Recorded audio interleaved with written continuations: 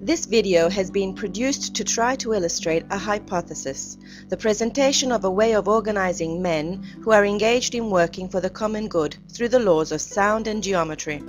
It is a method which may seem difficult to apply and is in reality absolutely concrete and practical and follows the laws of life, which is always organized in all its forms.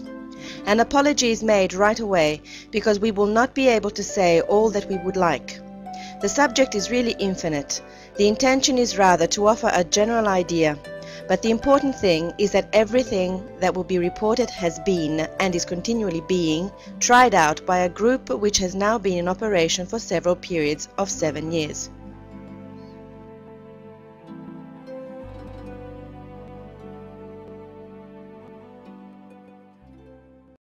The opening scene, which is a little like a comic strip, sums up well the present sense of a humanity which, even when it invokes peace, now a universal message, does nothing but quarrel.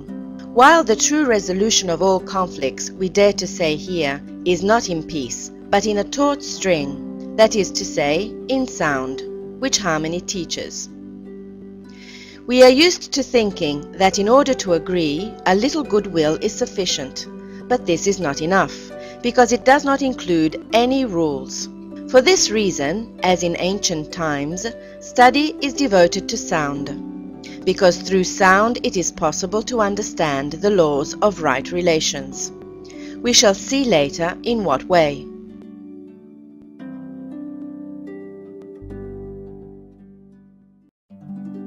Sound is the first creative energy, as is said in the cosmogonies of all peoples. In the Gospel of John we read, in fact, "In the beginning was the Word, and the Word was God." And the Word is sound. Sound is the energy which creates everything, an energy which in reality has 7 aspects, although being one. Let us think of the prism which illustrates this truth so well. This simple and marvelous object shows us the secret and the beauty of life.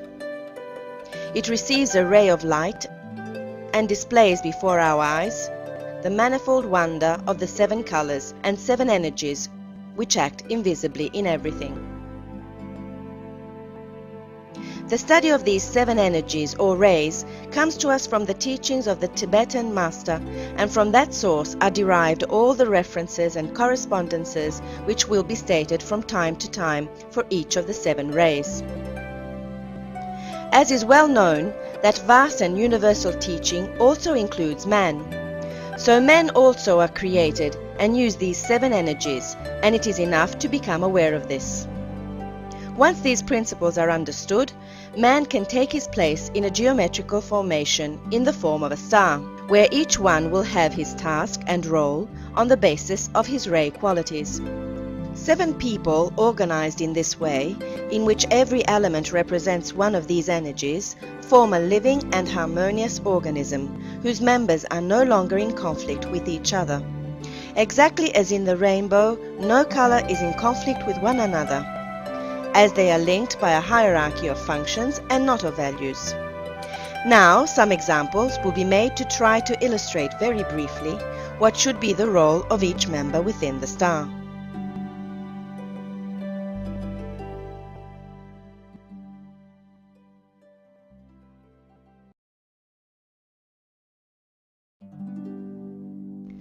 The first ray represents 1. Power. For this reason, the functionary who takes on the job of expressing this energy has the task of keeping alive the aim for which the structure originated. Its color is red, one of the 3 primary colors. Its geometrical figure, the point, the origin of all geometry. The planet which guides it is Vulcan, as the Tibetan Master tells us that this is the planet which distributes the energy of power in the solar system. The motto which sums up the function of this vertex of the star is, "I will." Who knows how many of us can recognize ourselves as having this quality? The person who chooses to carry out the function of the second ray has the task of loving, of receiving all that arises within the star, in particular the will which has created it. The second ray is in fact love wisdom. It is the mother which receives the will of one and loves it. Its quality is in fact attraction. Its suggested color is blue, the color of the sky, which covers everything with a mantle. Its geometrical figure is the circle, and Jupiter is its master, as Jupiter is the planet of the second ray. It is therefore the lord of solar love. The motto of the second vertex is I love. The functionary of the third ray is the one who plans, who carries out the will of one, which is received and loved by two. It is the sun, an explosion of light and energy. It is the innovator, the mine of ideas, capable of always creating new things. The form of the third ray is the triangle, which is precisely the first form which originates in the circle. Its planet is Saturn, the solar planner. Its motto is, I plan.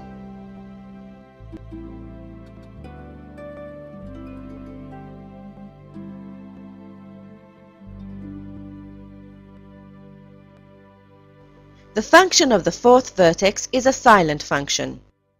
It is the center of the star, that energy which reflects the upper triangle in the lower one, the high in the low, and prepares the birth of form. Its action is thus invisible and of great power. The color proposed for the fourth function is indigo, a color which is difficult to reproduce and also to recognize in nature. It seems for this reason to repropose these characteristics of secrecy of the fourth ray. Its planet is Mercury, its geometrical figure the square. Its motto is, I reflect.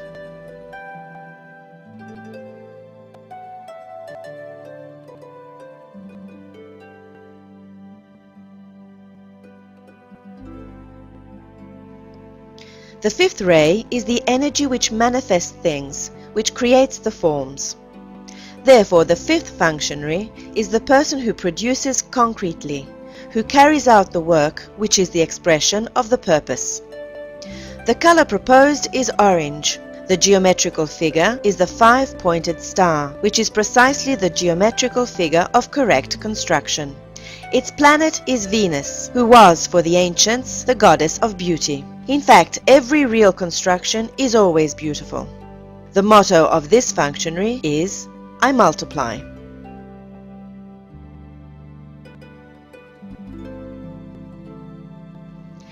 If 5 divides in order to multiply, 6 unites. The person who chooses to incarnate the sixth function in the star, therefore, has the task of uniting that which 5 has divided. The sixth functionary, therefore, carries the energy of communion, because it links the different parts which make up the form in a single organism. Its geometrical figure is the six-pointed star. Its color is green. The planet of the sixth ray is Neptune, which is the lord of solar communion. The motto of this functionary is, I unite.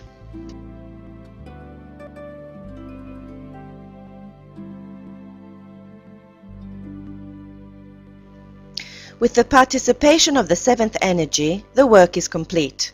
The seventh ray therefore closes the cycle, but while it closes the old one, it immediately opens the new cycle. Thus it has the function of a boundary. For this reason it is defined as the foreigner, because it no longer belongs to the old order, nor to the new one, which is in the process of formation. The person who takes on the job of carrying out this function has the task of defining rhythms, which are the breath, the pulsations of the star. The suggested color is purple, the fusion of red and blue. The geometrical figure is the whole design. The planet of the seventh ray is Uranus. The motto of this seventh functionary is, I radiate.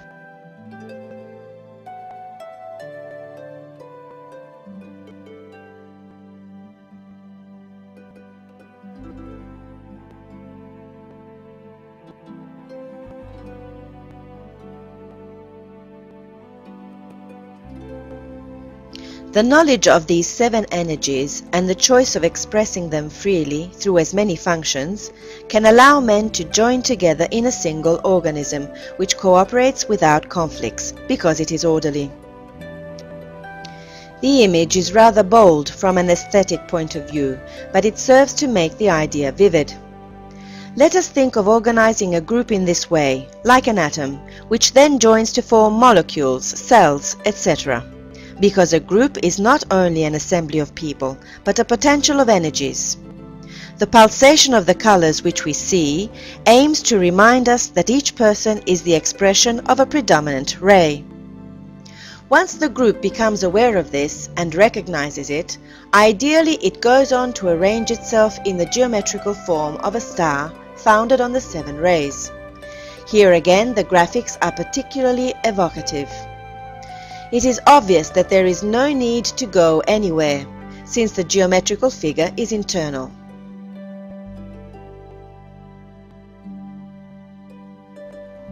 Now the group is arranged internally, according to the functions of the rays.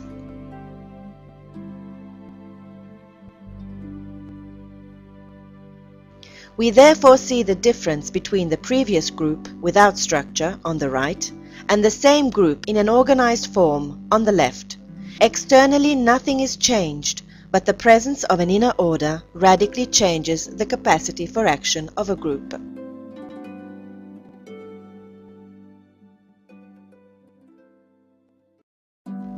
Since the groups in star formation function on the basis of the values of the 7 rays, as has been fully explained, it now becomes necessary to try to understand these 7 energies in a more practical way. That is, how to succeed in applying them. And harmonics, or the science of sound, is the means which has been found to render the 7 rays extremely practical.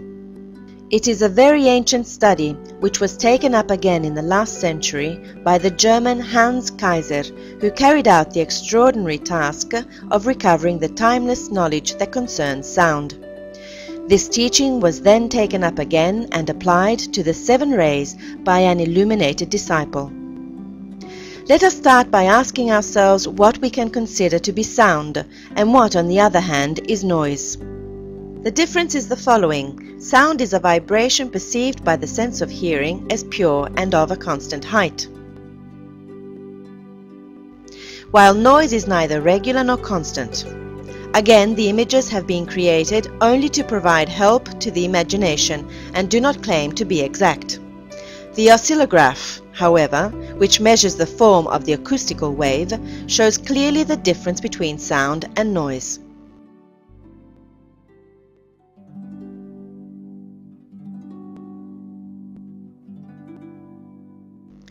Let us now marvel at this very simple phenomenon. Let us imagine a string in the dark, but there must be a little light, otherwise we would not see the string, and let us make it sound, stopping it with a bridge. Simply by moving the bridge to the left and the right, and listening from time to time to the sounds, we succeed in dividing the string perfectly in half, without using any other instrument apart from hearing. This in fact happens when the 2 divisions of the string make the same sound. A miracle has occurred. We have succeeded in dividing the string exactly in half simply by listening to its sound. And from half to half we could even manage to deduce the length of the whole string. The fact on which we should reflect is that we have succeeded in measuring exactly with our hearing. That is, we have passed from a sound to a number. Half in this case. Naturally, it is possible also to do the opposite. One divides the string in half by measuring it and one listens to its sound. What we are interested in underlining is that these 2 simple experiments show us that 2 fundamental properties are linked in sound: sensation and number. The sensation is that aroused by the sound. These sounds arouse in us different sensations from these others. Such sensations, whatever they are, change our state of mind, and thus they are absolutely concrete, but not measurable. They become so by the fact of being associated with a number, or rather, they arise precisely because of it. Every time we pluck a string, divided into 2 for example, we will inevitably have the same sensation without any possibility of error. Vice versa, sound is able to add a quality, a perception to number. a sensation which we would not have if we only said 256, for example, which is the frequency of that sound, or 120 centimeters, which is the length of the string which has produced it. Sound, therefore, joins together sensation and number, and makes it possible to measure things which would not otherwise be measurable. This is the basis of the whole science of sound.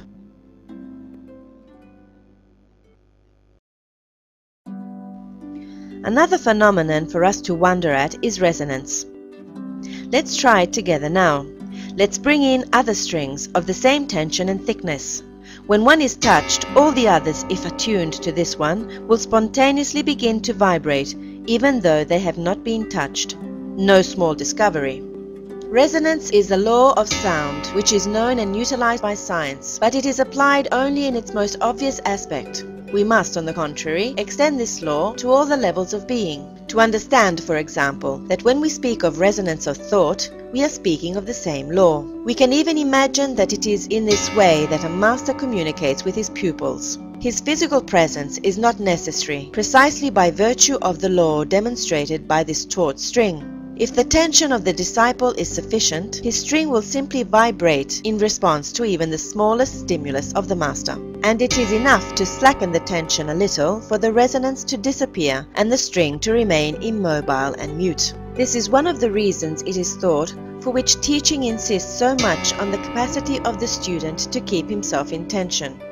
We must see that our strings always remain taut in the tension of commitment.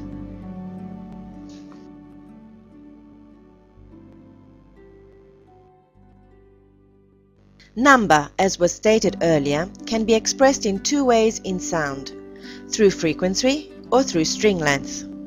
Frequency expresses the number of oscillations made by the string in the unit of time. To illustrate this, a beautiful rainbow has been chosen to express all the colors of sound. Between frequency and length, a very close relationship exists. One is in fact the reverse of the other. It simply means this: if we halve the string, the frequency is double and the sound becomes higher. If we reduce it by a third, the frequency is treble and the sound continues to rise. If we reduce it by a quarter, the oscillations quadruple, and so on. Another fine example of the exactness of sound. Although frequency and length are both numbers of sound, we will use only the lengths because they are the simplest to check and do not require the use of instruments, as in the case for frequencies.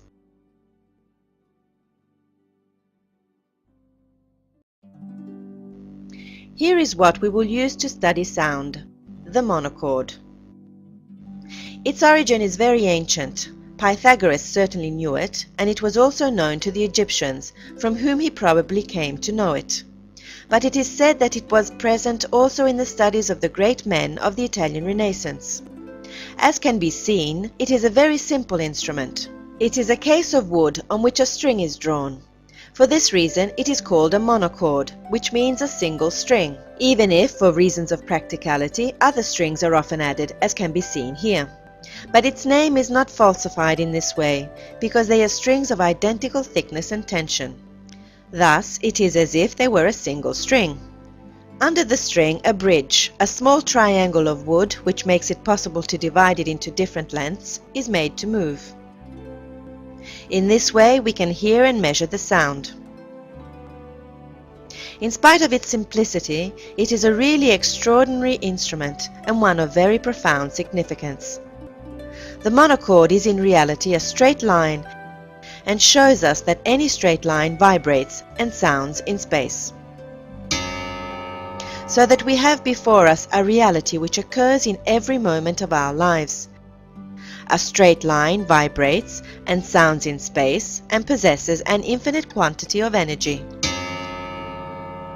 Man too, with his backbone, is a straight line and by vibrating communicates incessantly with space. We will use the monochord to discover the 7 rays. In harmonics, there exists a concept of the utmost importance, the interval. What is meant by interval in music is the space between two sounds. Naturally, it is not a physical but a psychic space. It is not a distance, but on the contrary, a relationship. If two sounds exist, the interval is what originates from their fusion. It is symbolized pictorially by a third colored spiral created by the two vibrations. The idea of the interval which we draw from music is precious. It shows its subtle nature, as it does not exist by itself. It is thus an intermediary between the physical world, the two sounds, and the spiritual, their synthesis. Interval means consciousness, that which relates spirit and substance. Consciousness, in fact, is the world of relationships. We must not forget this while we study them. By progressively shortening one of the two strings with the bridge, the same number of intervals will be produced. The world of intervals is clear and simple. 3 of them dominate and are supreme. 4 others, of lesser strength, assist them. Let us then describe their principal qualities and the correspondence which is proposed between rays and sound intervals.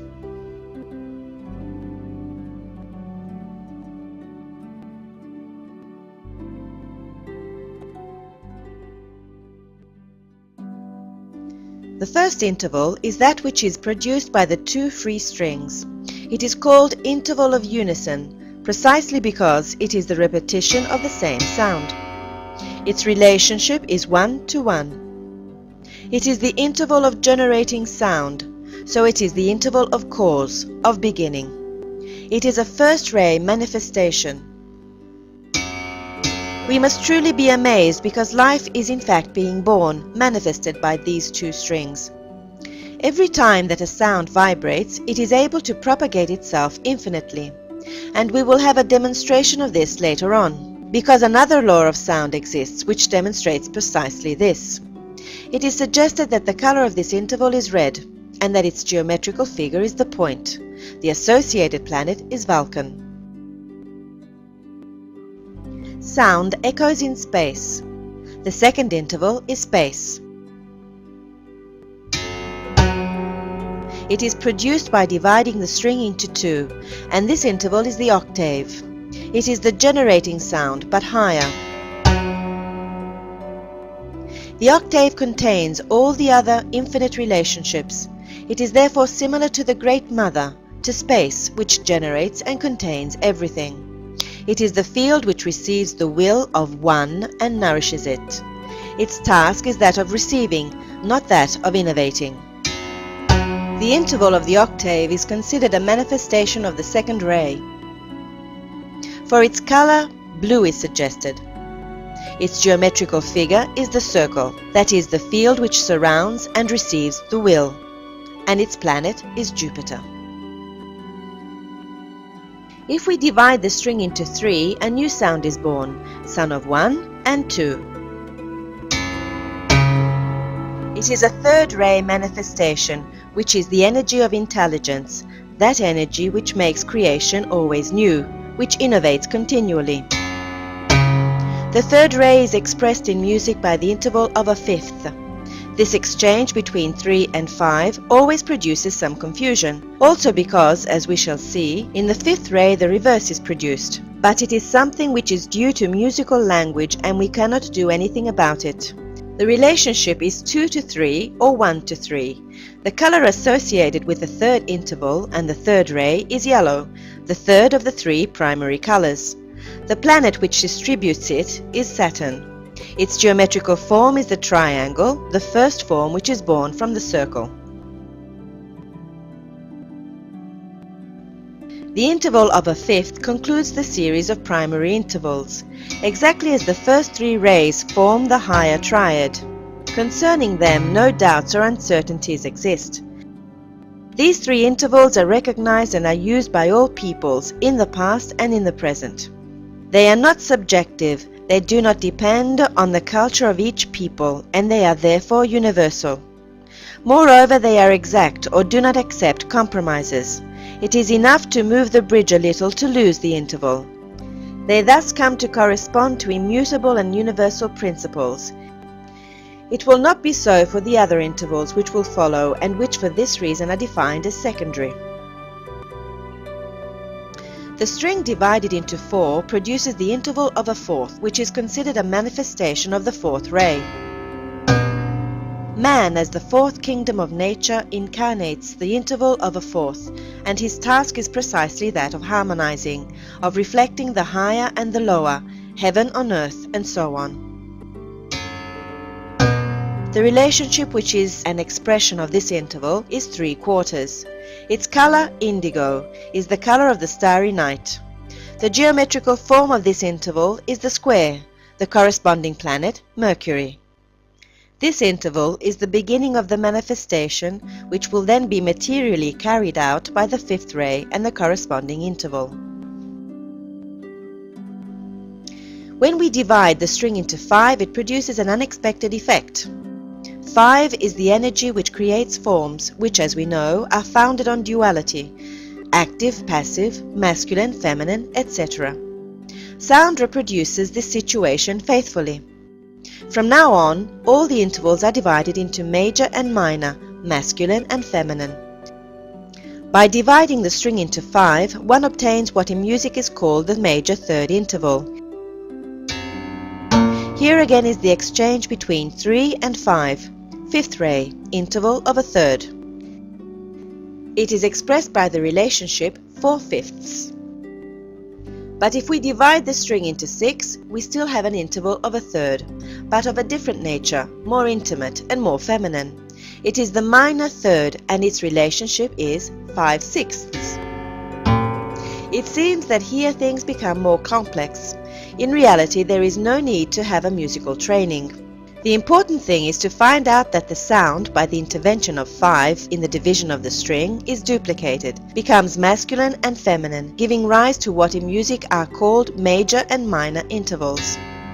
The color proposed for the interval of a third is orange. The geometrical form is the 5-pointed star, which is precisely the expression of right construction, since, as we know, this geometrical form is a concentration of golden sections. The planet of the fifth ray is Venus.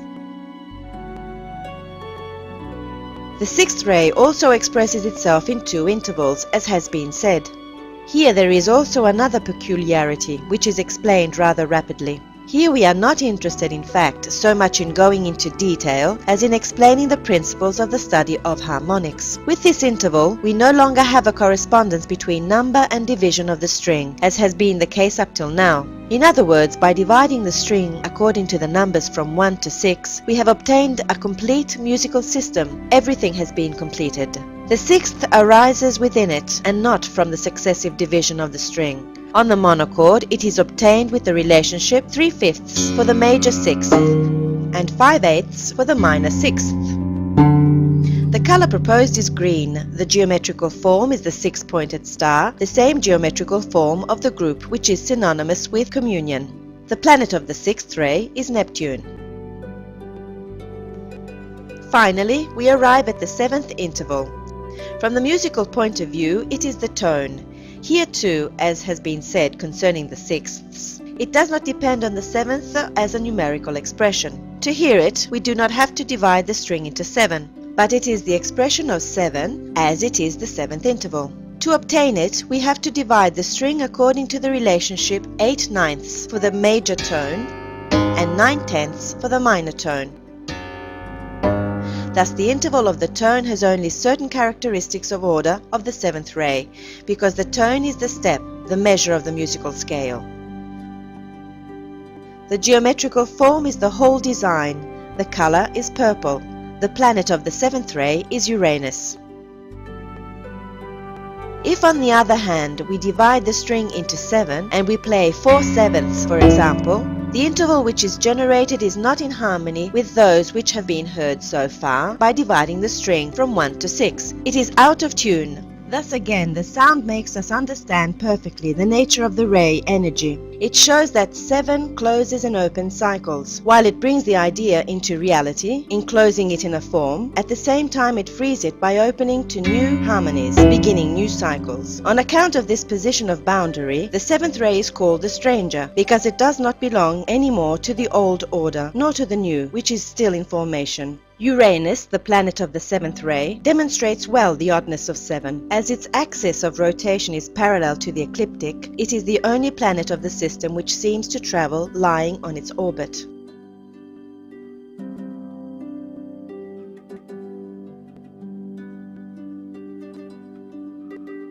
The study of sound has allowed us to give greater consistency to the rays. Now we know that every time we use the relationship 1 to a half, we call into action the energy of the second ray, of love, or the law of cohesion. We do not say that the octave is the second ray, but a manifestation of the second ray, and these are numbers which we know well how to use. If, for example, we want to build a temple dedicated to the Mother of the World or the Madonna, or in any case to a female divinity, it would be most suitable to use this proportion, 1 to a half, in our construction. While human activities could be facilitated in buildings constructed with intervals of a third, for example, or a fifth, where the fifth and third ray are in action. They are the first steps of a much broader science. So we understand why it was that the ancients proportioned their buildings with such care. They had understood that the different quality of the energies was exalted by number or by the relationships used. Harmonics thus makes us discover the power of number, which guards the science of right relationships, including human relationships. We are now ready to extract the most precious jewel born of the encounter between sound and rays.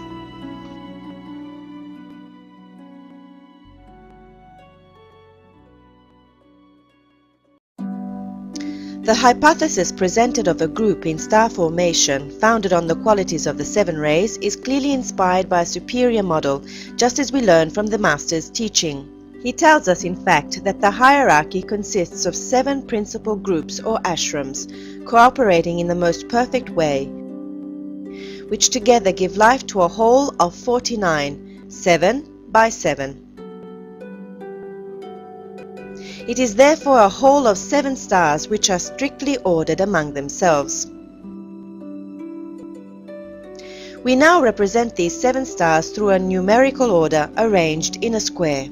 As can be seen now, each one has taken on the color of the corresponding energy. We indicate the members of the first star with this numerical sequence, 1 over 1, 2 over 1, 3 over 1, etc., where the first number indicates the vertex, while the second communicates that it is the first star. We do the same for the second. The number 2, which remains constant, reminds us that we are considering the vertices of the second star. We continue in this way for the third and the fourth, and so on. If we proceed for all 7, we will find ourselves with this layout, a sort of Pythagorean table.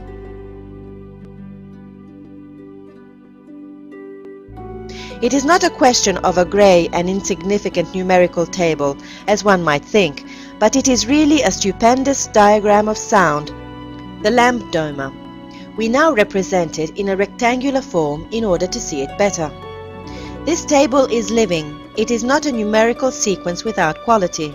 The fractions which appear in it are in fact sounds. The Monochord has shown us this. And the sections which can be found in each square, which have been included here, represent exactly the point in which the bridge must be placed in order that the interval may be heard.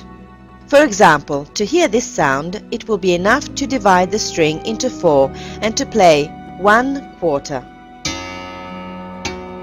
The picture further suggests, with extreme simplicity, that the sounds which are in the vertical line, 2 over 1, 3 over 1, etc., indicate an increase in the length of the string. So if we wish to hear them on the monochord, we would have to double the bass string, treble it, quadruple it, and so on.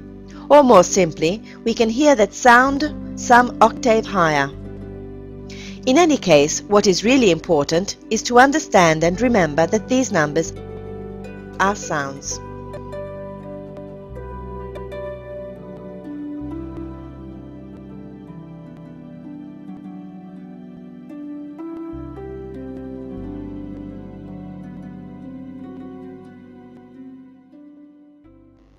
To understand fully the power, the practicality and the vividness of this order of sound, one needs to know another law of sound, which is perhaps the most amazing.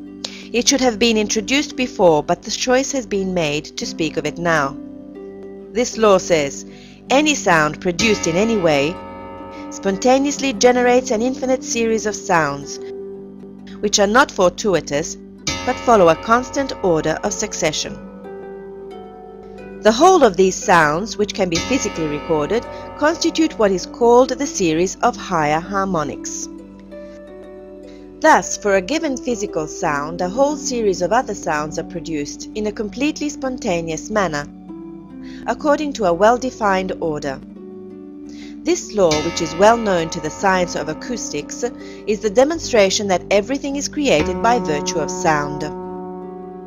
The sounds thus generated are linked to each other by precise relationships or intervals, which tend to become increasingly closer as they rise in frequency, and soon they are no longer audible to the human ear. These harmonics are such that for any given sound, the second will express a relationship of an octave, the third a fifth, the fourth a fourth, and so on. They are those which we have seen on the monochord. In the same order with which it rises, sound descends, so we have the lower harmonics perfectly reflected. Naturally, it is not possible to say everything here. A great many things must be left aside. What is important to understand is that an order to creation exists, which is demonstrated by sound and which coincides with the series of natural numbers. Given a first sound whose length of string is 1 to 1, the second sound corresponds to the string divided into 2, and it will be an octave. The third sound corresponds to the string divided into 3 and to the interval of a fifth, and so on. In this way, the sound continues to spiral upwards infinitely. So the Lambdoma is a real piece of sound architecture, with a perfect correspondence in order, and thus, in the series of numbers, the length of string, and also the frequency, as we have seen, and the intervals to which it gives life. Not everything can be represented graphically, so one must use the imagination. Moreover, it should be realized that each harmonic, being a sound, corresponds to the same law. So in its turn, it also produces an infinite series of other equally orderly sounds. This is the practical demonstration of why all cosmogonies begin with the emission of a sound. When a sound is produced, infinite and orderly worlds arise. Therefore, if a group of men is organized in this way, it imitates the creative capacity of sound.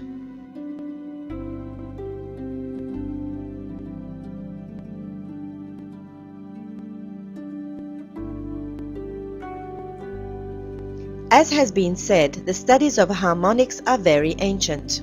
The Lambdoma was well known to the Pythagoreans. Its name derives from the initial capital letter of the Greek letter lambda, our L, because it was often represented in this way. The L is the initial letter of logos, the Greek word meaning sound or word. The geometrical and mathematical properties of this diagram are astounding for their number and quality. We have in front of us the project which life is enacting constantly. To speak of it here is certainly not possible. We limit ourselves to one thing, the diagonal. The diagonal of the square has a peculiar characteristic. It is formed by relationships which always amount to 1. The generating sound, 1 over 1, 2 over 2, 3 over 3, and so on. It divides the Lambdoma into two halves, one whose relationships are greater than 1, the lower harmonics, the other whose relationships are less than 1, the higher harmonics. They constitute the fundamental duality of manifestation, masculine and feminine, right and left. While the diagonal, which unites them and consolidates them in one, is the middle way, the backbone, the way of power. With a Lambdoma, which has an index of 7, we obtain 49 vertices, which are sounds, or numbers, living centers of energy, all creative in their turn. We can then imagine that the hierarchy of the masters, composed of 7 major ashrams and 42 minor ones, or sub-ashrams, follows precisely the creative structure of sound. Every vertex has a definite psychic characteristic given to it by the meeting of the two energies represented by the numbers, and which becomes extremely practical. Now the last passage occurs in this approach to the science of sound, which is perhaps the most surprising and the most concrete. Through the Lambdoma, it is possible to represent the planetary plan, the plan which the hierarchy has entrusted to humanity. In the externalization of the hierarchy, the Tibetan Master lists in open order the goals which humanity must attain. They are the basis of the plan prepared by the hierarchy for the immediate future of the human race. An enlightened pupil has extracted these goals from the teaching and arranged them according to the qualities of the 7 rays. He has then placed them on this diagram of sound. These 7 goals, defined as distant, are obviously the 7 generating sounds which correspond to the diagonal of the square. Although they are 7, it is evident that they share together in the realization of a single goal, which is the overall goal of the plan, and unpronounceable. The first goal is the restoration of the mysteries. It is connected to power, so it has the quality of the first ray. The second goal, indicated by the Master, is the return of the Christ. It obviously has the quality of the second ray, as Christ is the Lord of love. The third aim is group initiation, because an aim which concerns illumination can only be of the third ray, which is light. The fourth goal is the imitation of the hierarchy. Imitation implies the capacity to reflect, a property of the fourth ray, as we have learnt. The hierarchy is the model to which humanity must look. The fifth goal is new culture, new civilization. It is the goal which builds, and it is the work of the fifth ray. The sixth goal is new world religion, and there is no doubt that this is the concern of the sixth energy. The seventh goal foresees the order and restoration of the plan, which is also the conclusion of the Great Invocation, and order is governed by the seventh ray. All the other goals have been obtained by considering the interaction of the energies of which they consist. For example, the vortex 2/3 expresses the interval of a fifth, as we have learnt, or the third ray, and thus the energy of intelligence, of project. Its power springs from 2 and 3, that is, from love and intelligence. It concerns the second and third goals. It has been thought of as the relationship which links the master to the pupil. Continuing in this way, in analyzing numbers, sounds, intervals, and rays, one compiles a living table made up of functions, all intimately connected and directed to a single sevenfold goal. Every title sums up its quality. A whole paper, in fact, entitled The Distant Goals, is dedicated to the analysis of all the functions of the Lambdoma and is available to anyone who is interested. In a group which adopts this arrangement, every functionary chooses his place freely, and from it he draws the energies for his work, which is always free and creative. The Lambdoma is a structure of enormous power, and those who have experienced it, at least a little, know that the light which emanates from it is always growing. It allows one to live energies in a practical, concrete, and a creative way, following the rhythms of the heavens. It makes it possible to organize the work of disciples in a single structure, and the recognition of an order is interpreted as an effect of the growing power of the seventh ray.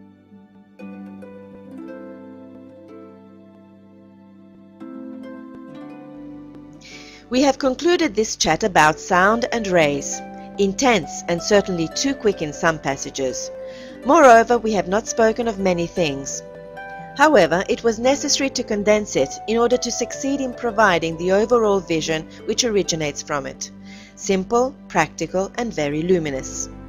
Taking the hierarchy as a model, the hypothesis has been presented of organizing men in stars and groups of stars, following the creative power of sound, to form a network all over the planet made up of stars and triangles, with the single aim of re-establishing the plan on Earth. A relevant passage from the Tibetan Master comes to mind. The Earth is now covered by meridians and parallels, which meet to form squares. But in future, the Master tells us, those squares will turn into triangles, the perfect grid for hosting the stars, which are nothing but triangles. We like to think that these stars formed of men, which are beginning to spring up all over the world, serve to embellish the mantle of the Mother of the world.